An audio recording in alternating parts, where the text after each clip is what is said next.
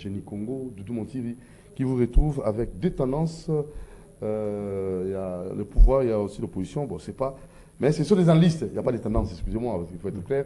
Nous avons M. Grandi. Bonjour. Bonjour, je ne suis pas, il faut préciser les choses, je ne suis pas de l'opposition. Donc, je ne suis pas non plus de l'Union sacrée, mais je soutiens un certain nombre d'actions du président de la République, puisque en ce moment, pour moi, c'est l'homme idéal pour ce pays. Très bien. Alors, nous avons notre confrère qui va se présenter pour la première participation dans cette émission, Génie Congo. Et donc, c'est un honneur. Bonjour à tous nos téléspectateurs. Je me nomme Grady Bongwele, journaliste pour Congo Blaze Télévision. Très bien, Grady. Alors, on va scripter sur les différentes questions d'actualité. D'abord, le cadre de consultation hier avec les candidats présidents de la République. Vous allez un peu donner vos argumentaires, des arguments concernant leurs propos, les différents propos recueillis après échange.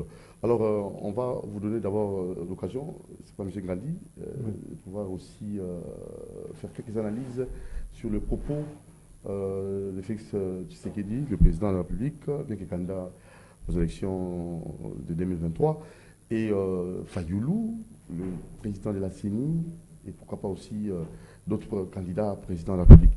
Alors, quelles sont comme ça vos impressions? D'abord la salutation, Fayoulou et Tshisekedi. Moi, je pense que c'était... Cette salutation-là, ça fait parler tout le monde. Hein. Oui, c'est le symbole du jour.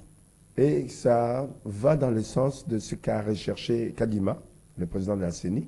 C'était que les gens se mettent ensemble, essaient d'analyser ensemble la situation, avoir les différentes informations et se poser des questions, ou poser des questions.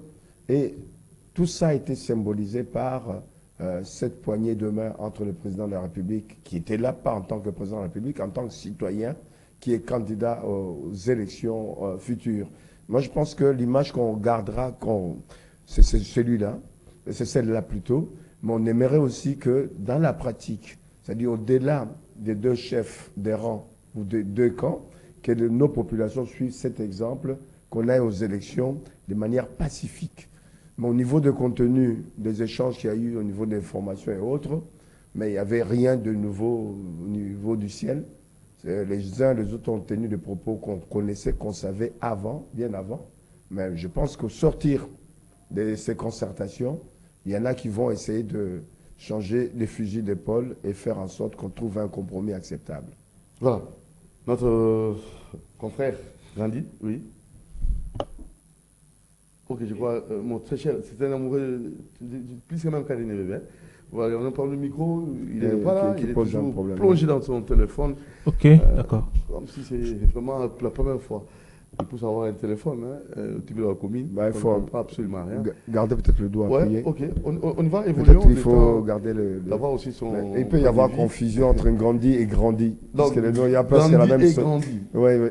Voilà, donc moi, je pense que c'était une belle rencontre, bonne rencontre, et que plus tard, qu'on puisse avoir le fruit de ces rencontres.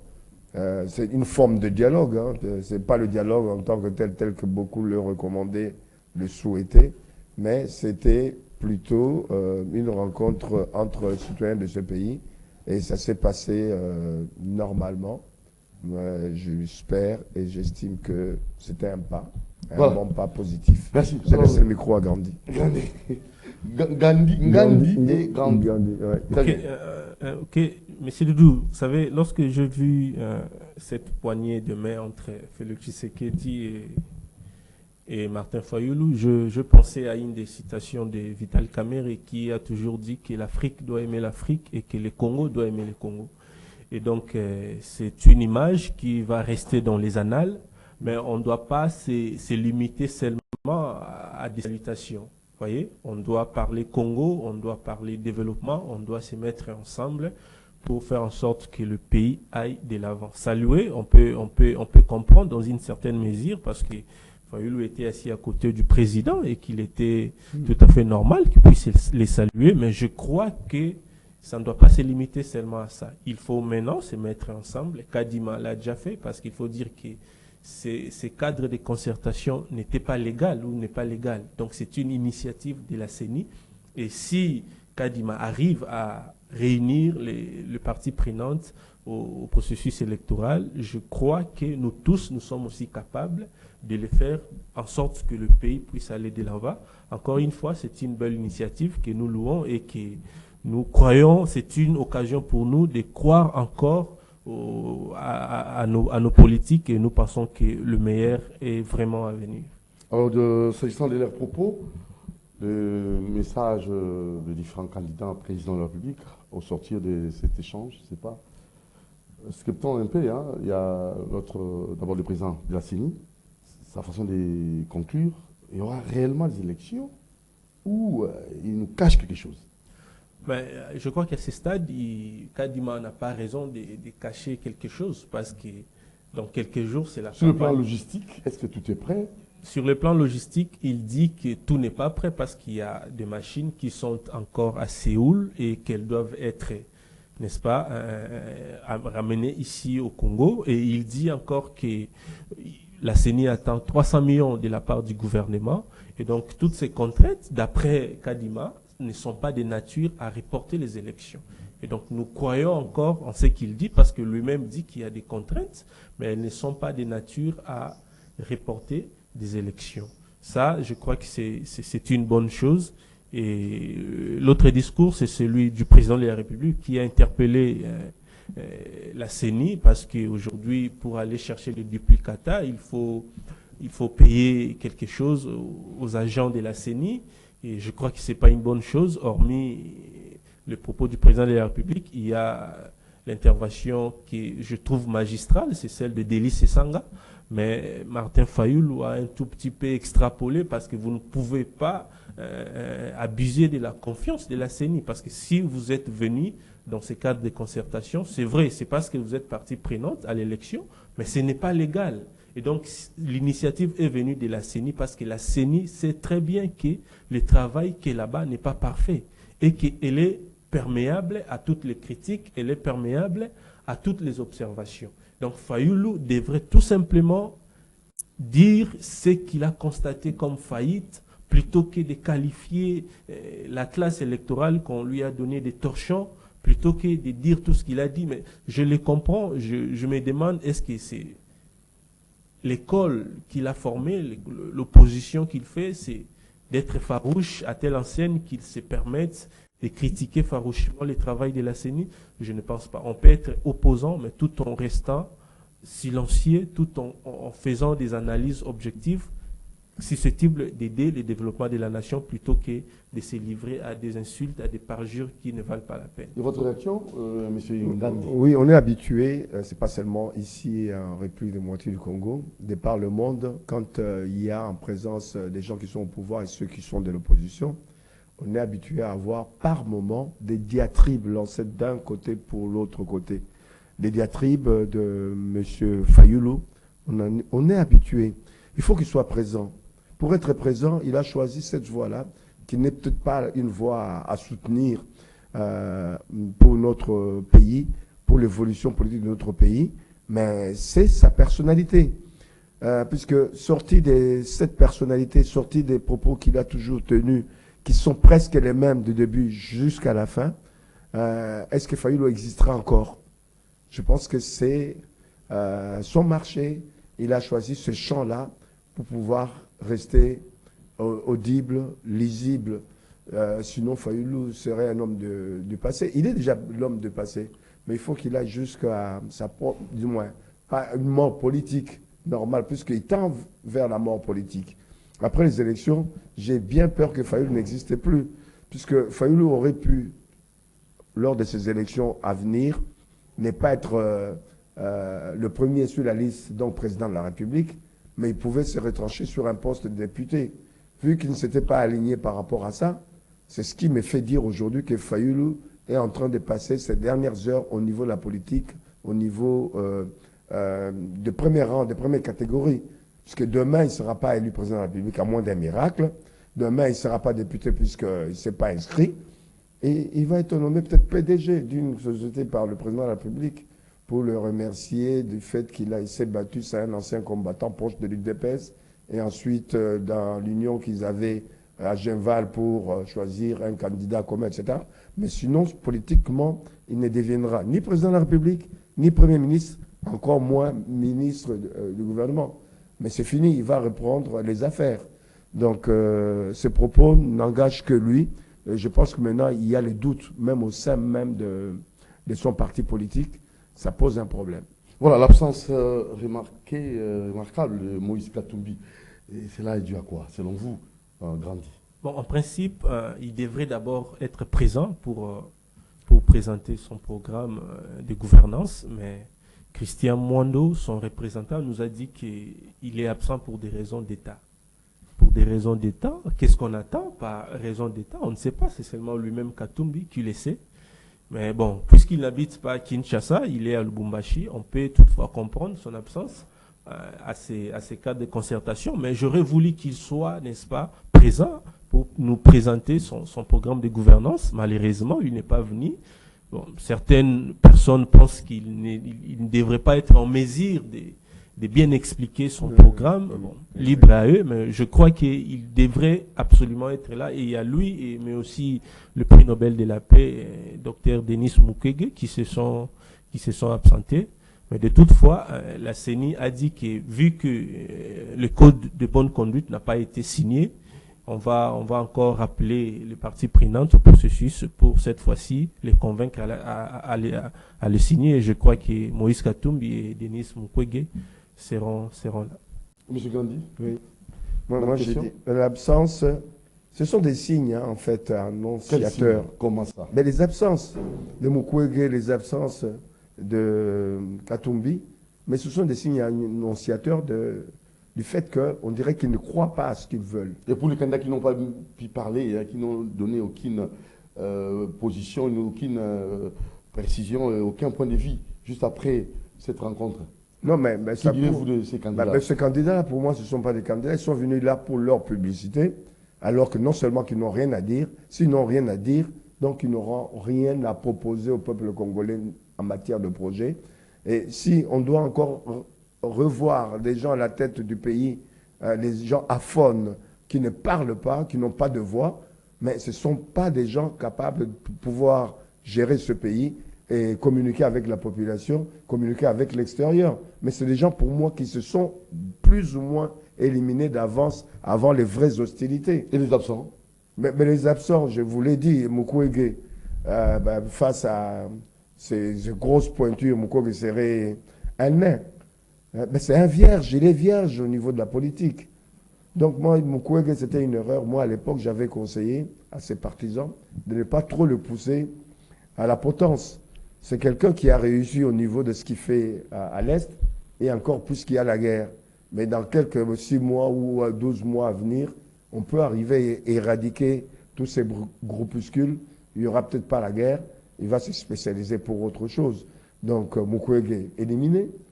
Katumbi, qui pouvait faire l'objet d'un challenger, pour moi, c'est lui qui pouvait rivaliser avec Tshisekedi aujourd'hui. Si lui qui est à même de pouvoir rivaliser compte tenu des moyens qu'il a, compte tenu du soutien qu'il peut avoir aussi, non seulement ici au Congo, dans la classe des cadres, mais aussi à l'extérieur. Mais c'est quelqu'un qui sera peut-être deuxième, mais loin au niveau du score. Mais ça pose un problème. Ça pose un problème puisque l'État dépense beaucoup d'argent. Eux aussi, ils ont dépensé beaucoup d'argent. Et encore, il y a des problèmes qui n'ont pas été posés. Moi j'aurais pensé que les gens qui, par leur éloquence, leurs propos, auraient posé les vrais problèmes. Les vrais problèmes, c'est quoi? À savoir, quel est le seuil de l'enveloppe qu'on peut mettre en place pour les élections? Que les candidats soient à égalité et qu'il y ait une certaine égalité par rapport aux moyens mis à disposition pour les élections. Vous verrez qu'il y en a qui vont organiser, du moins financer leur propagande à coût de 3, 4, 5 millions. Il y en a d'autres qui n'arriveront même pas à 500 000. Donc il y a une égalité pour aller à ces élections. Vous verrez que même pour les élections, vous serez candidat au niveau de Mongafula, vous n'aurez pas les mêmes moyens qu'un ministre qui veut postuler au même poste que vous avez postulé en tant que député. Lui, il est ministre. En tant que ministre, il peut facilement, avec les moyens mis à disposition pour son ministère, voyager. Quand il voyage, les gens le voient. Quand il descend dans la cité ou dans la commune, ah, monsieur le ministre, il peut facilement donner 2 bières, 3 bières ou 5 bières à chacun. C'est que toi, en tant que candidat au même poste que lui, tu n'auras pas de moyens. Il faut dans l'avenir, qu'on puisse parler de ça. L'enveloppe, le seuil pour lequel personne ne peut dépenser au-delà de ce seuil-là. Si vous dépassez, mais là, il y a... On se limite, on vous écarte. La justice, on peut dire que la justice peut le poursuivre. On peut dire aussi, on les écarte puisqu'ils n'ont pas respecté un certain nombre de choses. Il y a beaucoup de points. Et puis, il y a un autre point, c'est-à-dire qui est complémentaire à celui-là. Les mandataires publics qui sont candidats devraient démissionner. Au même titre que les mandataires, les ministres aussi du gouvernement devraient démissionner une fois qu'ils sont candidats. Dans la logique des choses. C'est pas ce que dit la loi électorale. Non, mais c'est pas ce que dit la loi, mais il faut faire évoluer la loi dans ce sens-là pour donner l'égalité des chances à tout le monde. Mais quand les uns restent ministres ou mandataires, mais ils sont mieux positionnés sur le plan matériel, puisqu'il va circuler avec la voiture de la société, l'autre la voiture du gouvernement. Il aura des gardes-corps financés par l'État. L'autre, comme notre ami Doudou Mouturi, il ira tout seul dans l'insécurité totale, ou de peur même d'être lapidé par la population, puisqu'il les aura invités, il n'aura pas donné à boire. On a vu la scène dernièrement où les gens ont pris des chaises, sont partis avec. Et ce n'est pas la première fois. À l'époque de Kabila, cette scène, on l'avait vécue avec des femmes des militaires. Donc, il y a un problème qu'on doit régler, peut-être pas maintenant, c'est trop tard, mais prochainement avec la nouvelle législature. Oui. Très bien. Alors, Grandi, donc parlons un peu du discours du président, parce que d'ici là, il va parler. Je crois qu'on peut scripter déjà, on peut en avance essayer comme ça de prédire. Qu'est-ce que le président pourra dire, selon vous, Grandi? Ok, d'abord, c'est une tradition constitutionnelle. Parce que la Constitution dit que le président doit s'adresser à la nation une fois là. Et donc, c'est pour nous parler de l'état de la nation. Comment la nation a fonctionné et comment elle est aujourd'hui. Et d'après ce que je vois, la nation congolaise n'est pas malade, comme je l'ai dit. La nation congolaise s'est déjà levée. Parce qu'aujourd'hui, le président de la République a fait en sorte que 6 millions d'enfants rentrent à l'école. 6 millions d'enfants, Doudou, c'est plus que la population du Gabon. C'est comme si tous les Gabonais... Voilà, donc c'est plus on les scolarise gratuitement. Donc c'est plus que la population du Norvège. Donc c'est vraiment, c'est historique par rapport à ce que le président a fait. Le président va parler de son bilan, mais aussi comme c'est le dernier discours, et comme nous sommes pendant la campagne électorale, le président va certainement parler non seulement du bilan de cette année, mais aussi de ces 5 ans au pouvoir, parce qu'il faut dire que les politiques profitent toujours de ces genres d'occasions pour mettre quelques phrases relatives à leur faveur, à leur avantage. Je crois qu'il va certainement parler de son bilan, non seulement pour cette année, mais pour les 5 années qu'il a fait au pouvoir. Et je crois que Félix Tshisekedi, son bilan, tout le monde le sait, il est élogié, il est alléchant au regard de tout ce qu'il a fait, la gratuité de la maternité aujourd'hui. Si nous avons la possibilité d'aller avec nos femmes dans des hôpitaux qu'on peut payer, d'autres personnes n'en ont pas le moyen. Et donc, c'est une bonne chose. Il va parler de toutes ces infrastructures qu'il a construites. Il va parler de la mécanisation des fonctionnaires, parce qu'aujourd'hui, ce qu'Eliaou a fait au ministère de la fonction publique, c'est extraordinaire. Ce que F. Bazaïba est en train d'abattre comme travail au ministère de l'Environnement, c'est extrêmement extraordinaire. La RDC aujourd'hui est présente dans toutes les COP, la RDC est présente dans tous les forums où on parle environnement, où on parle changement climatique. C'est aussi grâce au leadership du président de la République.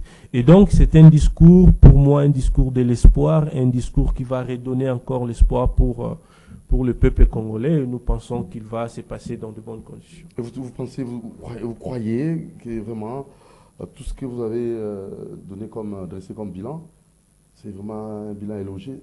Et si vous essayez comme ça de poser, vous faites des journalistes, prenez votre micro, baladez, posez la question à la population de façon un peu dispersée. Donc, est-ce que c'est vraiment ça les bilans que la population pourra, le résultat que la population pourra vous donner. Mais le bilan, on ne dit pas que le bilan est parfait, mais on dit que le bilan est logé au regard de ce qu'il a fait. Il faut regarder là où le président de la République a pris le pouvoir, comment il a pris le pouvoir, parce qu'en prenant le pouvoir, il n'était pas seul. Il a géré le pays avec ses partenaires du FCC pendant 2 ans. Et donc, si je peux me permettre de dire ce que le président de la République s'est affranchi et il s'est permis de gérer le pays avec son programme, avec son projet, seulement pendant ces 2 années et demie. Alors, et donc, en rapport avec le 2 ans, seul, sans FCC cash. Il est élogé parce que hier, vous étiez dans la ville avec moi, le président a inauguré la route Nzolana, et il est parti inaugurer aussi le poste électrique à Kintuka.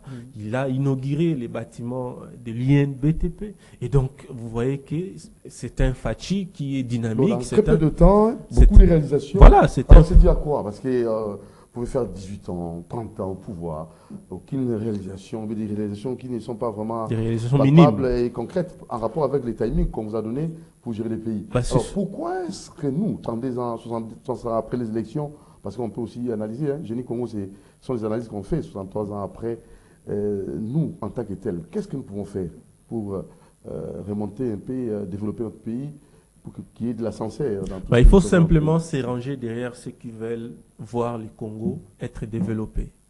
Comme Félix, comme vous, comme tout le monde, qui, quand il se lève le matin, il sort non seulement pour le développement de son foyer, mais aussi de son pays. Parce que ce que nous abattons aussi comme travail, nous, de la presse, est exceptionnel. Et donc, le président de la République, on lui doit des hommages par rapport à ce qu'il a fait pendant ces 5 ans. Il a travaillé durement et aujourd'hui, il va certainement mettre en exergue tout ce qu'il a fait comme travail, tout ce qu'il a fait comme tout ce qu'il a réalisé comme promesse, et on le saura aujourd'hui, je crois, à 13h ou à midi. Merci. Alors, Gandhi. Oui. Gandhi. Oui. Difficile, hein, difficile de prévoir ce qu'il va dire. Mais il y a des choses sur lesquelles il peut ne pas intervenir. Il doit intervenir sur un certain nombre de... Si on dit l'état de la nation, il doit présenter l'état sur le plan, sur toutes ses facettes. D'abord, sur le plan socio-économique, c'est là que le peuple l'attend. Est-ce qu'il y a eu une évolution depuis qu'il a pris le pouvoir dans la situation socio-économique de nos populations? Oui, sur le plan des chiffres, oui. Mais quand on regarde, on a revalorisé les salaires de certains fonctionnaires. Mais au regard du coût de la vie, c'est un coup de paix dans l'eau. Puisque ce qu'on a majoré d'un côté, on le perd par rapport au taux d'échange. Ça pose un problème pour le panier de la ménagère. Là, il n'y a pas vraiment de résultats probants. Au niveau des chiffres, oui, mais dans la réalité du quotidien, il y a encore des choses à corriger. Ça, c'est un pays continent, ouais. Vous le savez, la RDC. Même si c'est un pays continent s'organise. On avait un budget, le gouvernement a trouvé un budget de 4 milliards. Ce budget a été multiplié par 4, sans compter des fuites qu'il y a ici ou là. Mais la situation socio-économique n'a pas été multipliée au moins par 2, alors que le budget est multiplié par 4. Et on a vu que c'était toujours les mêmes qui s'arrogeaient la part du gâteau. Les institutions publiques telles que le Parlement, c'est-à-dire le Sénat et l'Assemblée nationale, ou les émoluments, les rémunérations de ces députés montent à 21 000 $. Quand on regarde au niveau des villes, notamment Kinshasa, les députés provinciaux, ils sont autour de 10 000 $. Mais quand on regarde un enseignant, il a 200 $. C'est criant. Les différences sont énormes. Mais moi, j'ai toujours proposé comment y remédier que la différence des salaires soit de 1 à 10. Ça veut dire de 1 à 10, c'est par exemple, si le député touche 21 000 $, il faudra que le dernier fonctionnaire ait 2 100 $. Mais comme on ne peut pas faire ça, on peut majorer le salaire d'un huissier, le salaire de base de 500 $ minimum, et que les députés soient à moins de 5 000 $. Là, ça peut être compréhensible par la population. Même, je trouve que c'est trop. J'ai toujours donné, partout où je passe, l'exemple du Botswana. Au Botswana, un enseignant touche 1 300 $. À côté, le député touche 1 800 $. Et des surcroîts, tous les étudiants ont des bourses depuis le secondaire jusqu'à l'université. Et on ouvre l'économie du pays à des entreprises étrangères à qui on donne, pas la gratuité comme l'enseignement, ils ne payent pas de taxes pendant 5 ans pour faire en sorte qu'il y ait une floraison d'entreprises, résorber le chômage que nous avons dans ce pays. Beaucoup de nos étudiants sortent de l'université depuis 5, 10, 15 ans. Ils n'ont jamais travaillé. Ceux qui travaillent, ils ont des kiosques pour vendre des unités, etc. Si on ouvre notre économie à la création d'entreprises en donnant des avantages au niveau de l'entreprise, il y aura résorption d'une partie du chômage. Puisque ces gens-là, puisqu'ils travaillent, ils vont consommer et à travers la TVA, l'État va gagner. Si on veut encore gagner plus de sous, je vais finir là, parce qu'il y a tellement une litanie de choses à dire. Si on met en place le système de caisses enregistreuses dans les entreprises telles que les supermarchés et autres, l'État aura plus des revenus au niveau la DGI. Puisqu'à chaque fois que moi j'achète du pain, automatiquement à la minute près, à la seconde près, la DGI est au courant qu'on a acheté un pain à 2 dollars par exemple. Et l'État retire automatiquement une partie de la TVA. Donc il va parler aussi de son bilan. Là je suis d'accord avec mon ami Grady Bongolé, hein, c'est ça. Hein. Le bilan, moi je ne dirais pas comme lui élogieux, je dirais d'autres. Le bilan est mi-figue, mi-raisin. Le président lui-même peut le reconnaître, il va le reconnaître. Il avait plus d'ambition pour ce peuple, il avait plus d'ambition pour ce pays. Mais il a trouvé quand même des barrières plusieurs fois. On lui a mis plusieurs fois les bâtons dans les roues. Il fallait réformer beaucoup de choses, notamment l'armée. Il fallait s'occuper de la guerre de l'Est, etc. Ce n'était pas facile. Donc, c'est mi-figue, mi-raisin. Il a réussi un certain nombre de choses, puisque si on calcule le nombre de routes qui ont été asphaltées ou de routes agricoles qu'on a remis en selle, si on regarde au niveau de l'enseignement, les écoles construites dans chaque territoire, plus ou moins, quand on regarde la situation plus ou moins de la maternité, c'est de la santé, il y a un pas. C'est un pas. C'est pas encore tout. On ne peut pas applaudir à 100%. Au moins, il y a un départ pour qu'on arrive à une sécurité sociale pour l'ensemble de nos populations. Donc, je dirais, pour résumer, son bilan sera mi-figue, mi-raisin. Donc, il pouvait mieux faire. Mais ce qu'il a fait, c'est mieux que les autres en très peu de temps. En une minute, parce qu'on va finir. Oui. Campagne précoce, la décision de l'hôtel du ministère de l'Intérieur. Hein, Oui, on va oui. procéder à enlever tous les panneaux, les panneaux de banderoles. Ouais. Ce n'est que justice. Ce n'est que justice, comme je vous ai dit. Ouais, mais moi, je pense que c'était une bonne décision qu'il fallait prendre dès le départ et interdire cela. Il y a des gens qui sont déjà partis en campagne avant les autres. Ceux qui sont respectueux des règles de la loi, ils sont perdus. Ils n'auront plus que peut-être 3 semaines, 3 semaines et demie, 1 mois pour pouvoir faire leur propagande. Avec quels moyens, on ne sait pas. Donc, c'est une bonne loi, c'est une bonne mesure qui doit être réellement appliquée, puisqu'on est habitué à ce qu'on prenne des décisions, mais qui ne sont pas applicables ou appliquées. Grandi, campagne précoce. Je crois que là, vous avez encore un autre problème avec notre très cher ami Timbilo Akomi. Donc, on est invité, je crois, peut-être très prochainement. On aura votre avis, parce que nous sommes arrivés au terme de notre émission. Prenez-moi celle, je vais les annoncer. Merci à tous ceux qui nous ont suivis. Vous avez bel et bien aimé cette émission, mais nous vous rappelons à chaque fois, Maison de la prière, c'était aux ossements. C'est l'endroit indiqué pour votre prière. C'est l'avenue Suisse 42 bis avec M. Bienvenu Antima Nansel. Allez-y, priez calmement. Maman Charlotte attend vos appels et vos réservations. Là, il y a la restauration, bibliothèque. Tout est mis au point pour une bonne prière. Merci à vous, M. Bienvenu Antima Nansel. Et je n'oublierai pas aussi votre épouse, Maman Annie Kembe, les enfants Naomi Antimbana, Keren Antimbana, Maison de la prière, c'est ossements.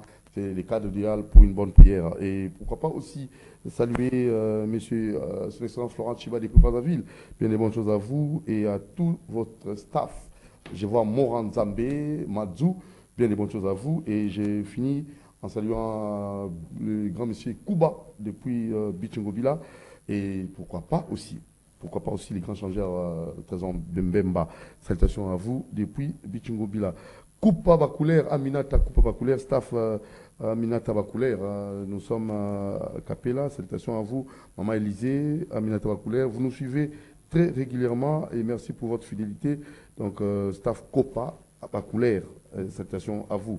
Et nous n'oublions pas aussi Madame Caroline Mavinga, toujours sur Nyanza, elle aussi, qui est responsable d'une terrasse classe pour une bonne détente. Caroline Mavinga, sur Nyanza, terrasse Caroline, salutations aussi à vous. Alors, on va très rapidement vous donner le temps de suivre quelques réalisations d'une grande dame depuis Canada, Maman Dorcas Nzumba. Dorcas Nzumba, voilà. Dorcas Nzumba, Dorcas d'or, donc salutations à vous. Elle est responsable d'une ONGD, Action Plus. Avec ses actions, vous allez suivre Moro Djambé, on peut illustrer, en tant que, donc, au même moment où je vais parler, vous illustrez les images de ces différentes réalisations. Voilà, elle est là, elle va vous parler de tout ce qu'elle fait, Madame Magui Dorcas Nzumba, qui nous donne les quelques orientations et surtout tout ce qu'elle réalise. Elle s'occupe des veuves, des orphelins.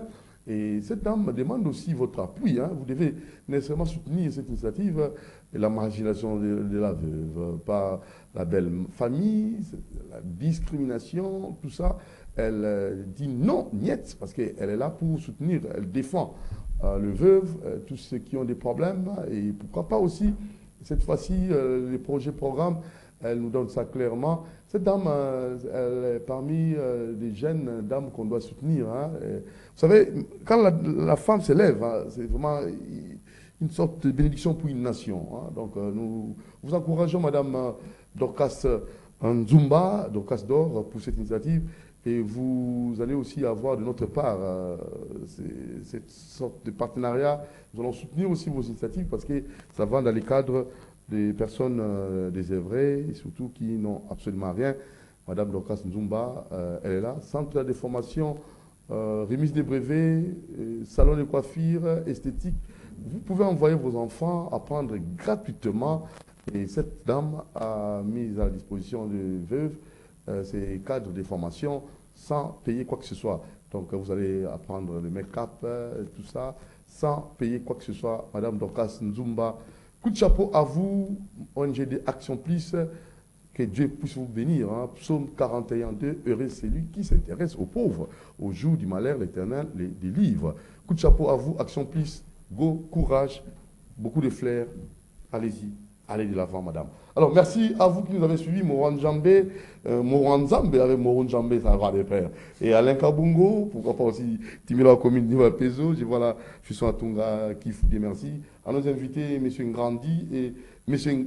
Ngandi et M. Gradi. Voilà, ce sont là les deux invités qu'on avait reçus pour vous. Et notre très cher Bolafa, c'est vraiment encouragé ici. Ciao, Doudou Monti, vous aime. À la prochaine occasion. Ordilon, occupe-toi de tout le reste. Ciao.